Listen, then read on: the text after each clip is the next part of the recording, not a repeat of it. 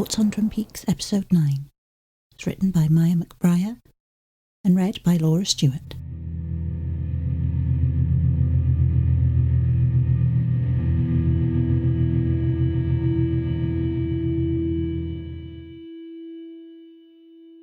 Twin Peaks Episode 9, alternatively called Coma, is the second episode of Twin Peaks' second season. It was written by Harley Payton and directed by David Lynch.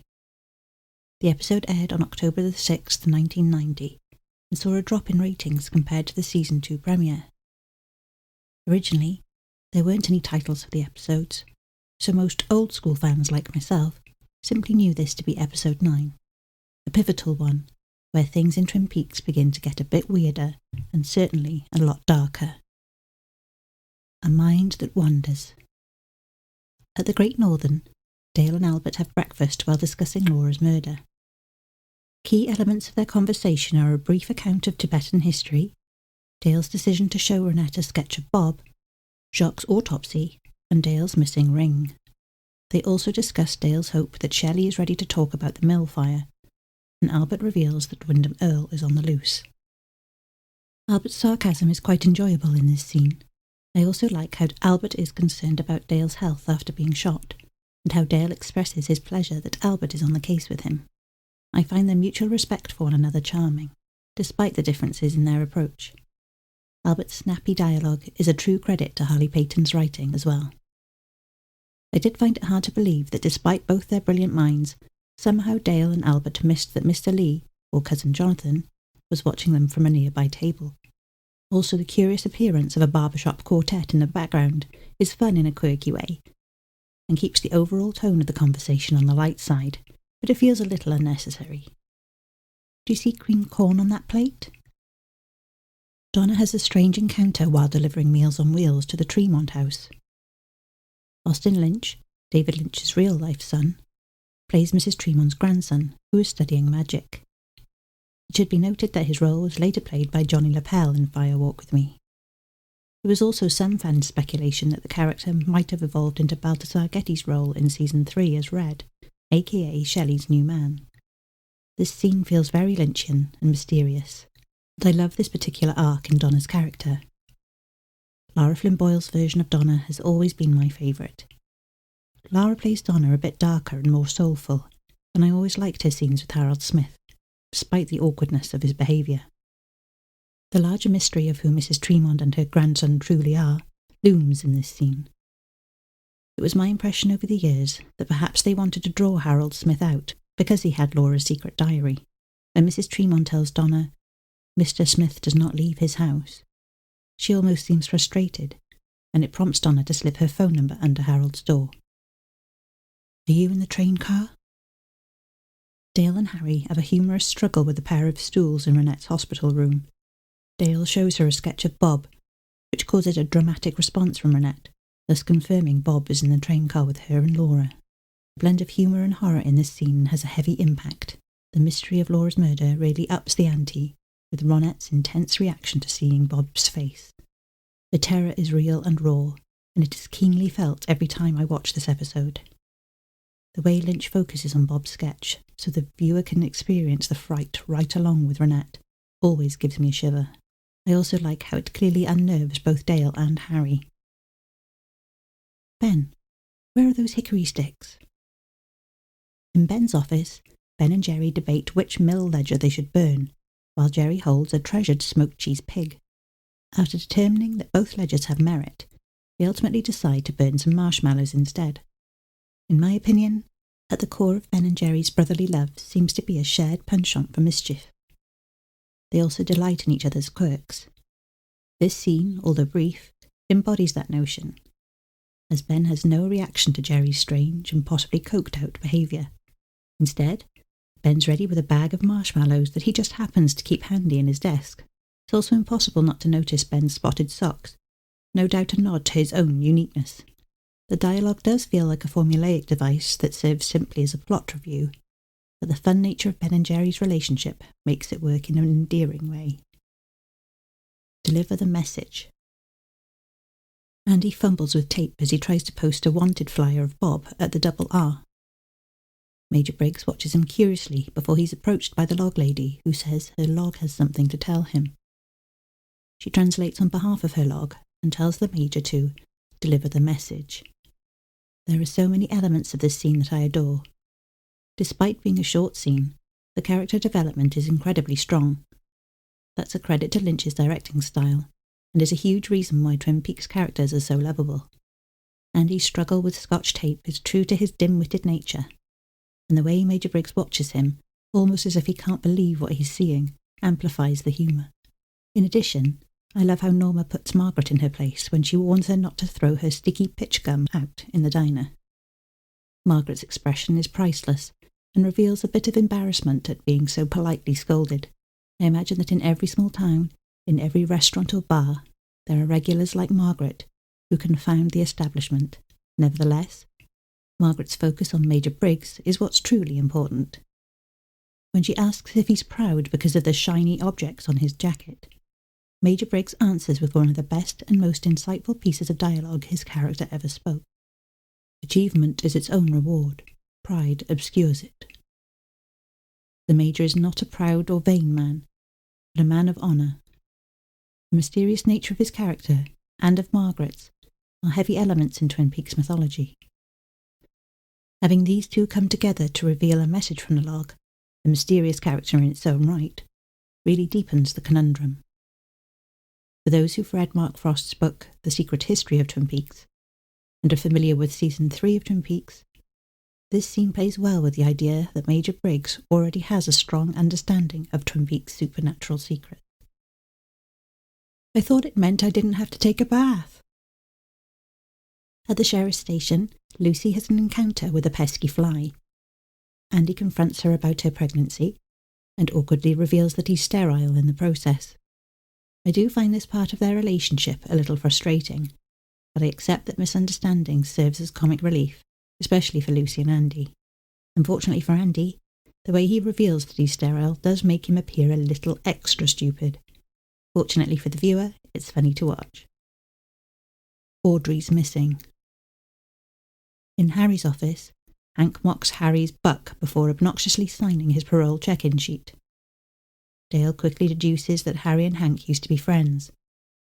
Then Ben Horn calls to casually alert Harry that Audrey has been missing for as long as 2 days. The best element of this scene is Dale's crestfallen face when he learns Audrey is missing. Ben really comes off like a cold-hearted bastard, sipping red wine while nonchalantly revealing that his daughter is gone.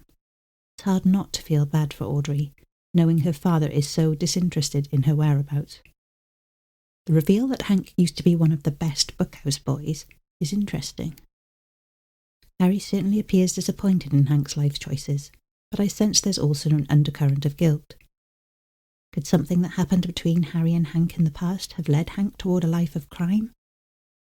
Or maybe they were once just close friends who turned into enemies, causing Harry some bitterness. Either way, I feel like if the series had continued back in the 90s, that backstory would have eventually been fleshed out. I know him. Ben and Jerry learn that Leland told the Icelanders about the mill fire. Concerned, Ben wants to take Leland off damage control, but Leland gets distracted by the sight of Bob's wanted flyer. Is Bob playing with Ben as he pretends to be Leland? Or is Leland really just coming unglued in this scene? Leland's attraction to the flyer, and his subsequent revelation that he knew Bob from his grandparents' summer house on the Pearl Lakes, reads like a possessed Leland trying to connect the dots within himself. On the other hand, it seems equally plausible that Bob is toying with the Horn brothers, but genuinely caught off guard by the flyer. Looking back, it seems so obvious that something is deeply amiss with Leland. I would imagine that most fans watching at the time must have been getting suspicious of him. Jerry's response, "Is this real, Ben, or some strange and twisted dream?" feels like a commentary of what fans watching live might have been feeling. Is he a vegetable? Doc Hayward tells Shelly that Leo is in a coma at the hospital. Upon understanding the full gravity of Leo's current vegetable-like state, Shelly starts to cry. Given her sweet nature and everything Leo put her through during their marriage, I feel like her tears are just as much related to a sense of relief as they are sadness. I also believe this scene is the only interaction between Shelly and Doc Hayward in the series. so that makes it special. I love how kind Doc Hayward is toward her, fatherly even, which seems to be an ingrained part of his character. Leo's bedridden presence works as a nice bit of karma too. I'd say Leo got what he deserved. Hello, Twin Peaks Sheriff Station. Lucy receives a strange phone call at the station. The caller wants to be connected to Sheriff Truman, but won't identify himself. I assume the caller was likely Leland or Bob. In the previous scene with Ben and Jerry, Leland rushed off to talk to Sheriff Truman about Bob's wanted flyer. However, I'm not 100% sure, only because I don't know why he wouldn't just give his name. The ominous background music adds to the overall creepiness of the call and supports a possible Bob encounter. Look at those toes. At One-Eye Jack's, Audrey gets the better of Emery Battis while he's in a compromising position. She forces him to admit that Ben owns One-Eye Jack's and that Ben was aware that Laura had worked there. There are so many strange, dark and funny components to this scene that I like. Vacuums, carpets, red decor, and bizarre scenarios feel like true Lynchian calling cards. So Emery's predicament fits in well. What strikes me most about this scene is how intense Audrey is when she says, "I'm Audrey Horne and I get what I want." However, learning your father owns a brothel and plays host to all the girls who work there can't be an easy thing to digest. I suppose her encounter with Ben as the new girl prepared her for this information. Even so, I think Audrey is still in way over her head by this point. I wish she would just run away. Bobby Briggs, I'm going to eat you up. Bobby and Shelly listen to the blues while they park. Bobby tries to sell her on the idea of milking disability checks off Leo's condition, the caveat being that Leo has to come home. I love Shelly and Bobby, and I hated that they weren't together in season 3, but watching this scene made me see that she's always been attracted to bad boys and bad ideas. Also, Bobby's belief in a disability windfall shows his naivety. Nevertheless, their relationship is always sweet and sexy and fun to watch, even if I cringe a bit at what a bad idea this is. Cooper, Cooper, Cooper. In Dale's hotel room, Major Briggs brings him a secret message decoded from his deep space monitor. This scene felt like something from the X-Files, even though the X-Files came after Twin Peaks and was likely inspired by it as well. Not to mention that David Duchovny stars in that show, while Don Davis, Kenneth Welsh and Michael Horse all had roles too. Here, Major Briggs' message is, "The owls are not what they seem," and "Cooper, Cooper, Cooper," solidified in the heart of the show's mythos. My take on the owls is that they are, for lack of a better phrase, transportation vehicles or watchers for the spirits of the Black Lodge. Does Major Briggs actually send those messages from the future, as elements from Season 3 and the Secret History of Twin Peaks hinted at? I'm not sure that's ever conclusively answered, but I like thinking of it that way. Also, Dale is still unaware that Audrey's note is under his bed. Waiting for him to notice that must have been painstaking for fans watching during the original run. I also thought it was interesting that Dale spoke to Diane about thinking of Audrey's smile when in Season 3 it seemed Cooper and Diane were having a flirtation of their own. Just you and I. Donna, James and Maddie sing James's song, Just You, in Donna's living room. However, the sexy glances Maddie and James make toward each other during the song cause Donna to feel insecure. Then Donna receives a mysterious phone call from Harold Smith, while Maddie has a terrifying psychic encounter with Bob. I believe this is the longest scene in the whole episode, mostly because of the length of the song. It's also the scariest scene. Bob gets the credit for that aspect, because even though it makes me laugh when I see him crawling over the couch after all the times I've seen this episode, Maddie's scream still gives me a chill. I also feel like her presence in Twin Peaks is obviously tempting to Bob and drawing him out. Whether it's her likeness to Laura or her psychic ability or both, it seems Bob can't resist taunting Maddie, which, sadly, sealed her fate. Just You has grown on me a lot over the years, in particular when James gets a chance to sing it again in Season 3. I appreciate it as a quirky part of Twin Peaks vernacular, even if I don't love the song itself. The relationship angst between Donna and James makes me laugh, but I also remember how young love can make people act foolish, so I accept that too. Their short, troubled romance is part of the Twin Peaks history, so there's always room in my heart for Donna and James. This is no time for schoolgirl games. The giant waves his hand over a sleeping Dale and induces a dream that offers clues about Bob. Then Dale's awakened by a teary Audrey calling from One-Eyed Jacks. But their call gets cut off quickly by Blackie and Emery Battis. Trouble, Miss Horn? Blackie's southern twang ends this terrific episode, leaving Audrey in a very precarious situation. Thankfully, she offers a clue to her whereabouts by telling Dale she saw him in his tuxedo. I get a kick out of Dale scolding Audrey by saying, "This is no time for schoolgirl games." He's right, of course, because she should never have gone to One-Eyed Jacks in the first place. Blackie and Emery's ill-conceived plans for Audrey are clearly a bad bet on their part. This twist, like a lot of the original series, feels very on par with soap opera format.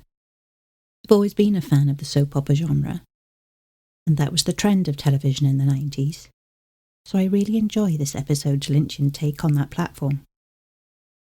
As for Dale's dream, the giant, or as we now know him, the fireman, seems to be feeding Dale information as he sleeps.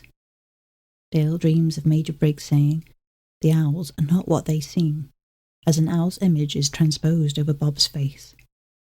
To me, that feels like the owls are indeed vessels for the spirits of the Black Lodge, one and the same, in a sense. Final thoughts. Overall, this episode is full of mystery, character development and quirky humour, and also a lot of Bob. As the series edges closer towards revealing Laura's killer, Bob's influence in Twin Peaks grows paramount. With his electrified grin, Bob is the definition of terror in Twin Peaks. He represents the darkness and evil that lurks on the perimeter of the town's otherwise innocent and charming visage. By the end of this episode, Dale is closer than he realises to not only finding the killer, but also to his own demise. I've always felt that Bob wants Dale's soul trapped in that Black Lodge as part of his collection. It seemed like he seeks individuals with psychic abilities, or as the one-armed man says, the gifted and the damned. Maybe it's just a means of eliminating those who can see his true face, or maybe it's because he can use those individuals to carry out his sinister plans, or both. No matter, the more screen time spent with Bob makes for a much creepier and more mysterious episode. With every rewatch, despite some of its plot pitfalls, it can't be denied that some of the strongest episodes of the series are in Season 2. Personally, the first handful of episodes in the second season are my favourites. Episode 9 carries the darker tone of the Season 2 premiere. It also sets up many of the plot lines that carry on throughout the season, making it one of the strongest in the series. Thank you for listening to this audio article from 25yearslatersite.com. Intro and outro theme provided by Ryan Lynch.